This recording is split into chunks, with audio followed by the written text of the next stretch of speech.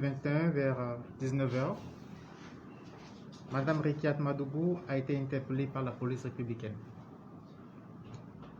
L'intéressée avait été gravement mise en cause dans une procédure d'enquête ouverte le vendredi 26 février 2021 contre les nommés Ibrahim Mamatouré, colonel de l'ex-gendarmerie à la retraite, et Georges Saka.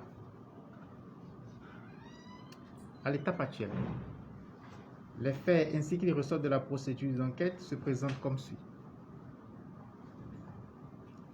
Disqualifiée de la course à l'élection présidentielle d'avril 2021, Mme Rekiat Madougou et certains membres de sa formation politique ont, selon toute vraisemblance, formé le dessein de perturber le déroulement du prochain scrutin en perpétrant des actes de terreur de grande ampleur.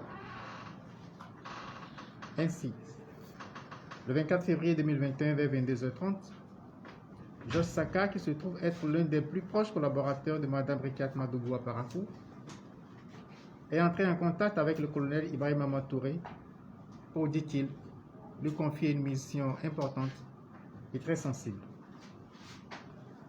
Cette mission, prévue pour se dérouler en plusieurs étapes, devait commencer par le mail d'une autorité influente de la ville de Parakou sur un axe routier emprunté régulièrement par cette dernière.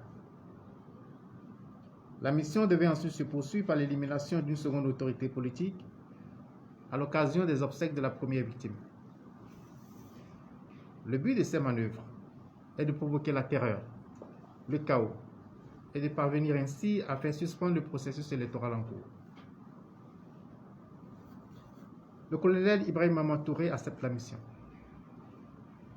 Les deux mises en cause définissent les modalités de la première opération avant de s'accorder sur son coût.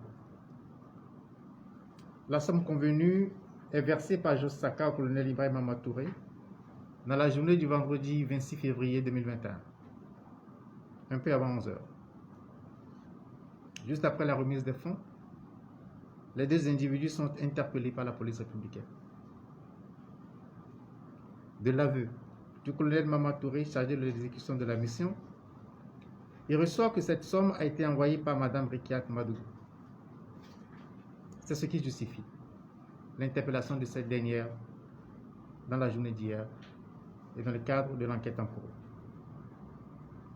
Il faut rappeler que l'atteinte volontaire à la vie des personnes, à leur intégrité ou à leur liberté, ainsi que l'enlèvement ou la séquestration des personnes, lorsqu'elle a pour but de contraindre indûment les pouvoirs publics à accomplir ce qu'ils ne sont pas tenus de faire, ou s'abstenir de faire ce qu'ils sont tenus de faire, est qualifiée de terrorisme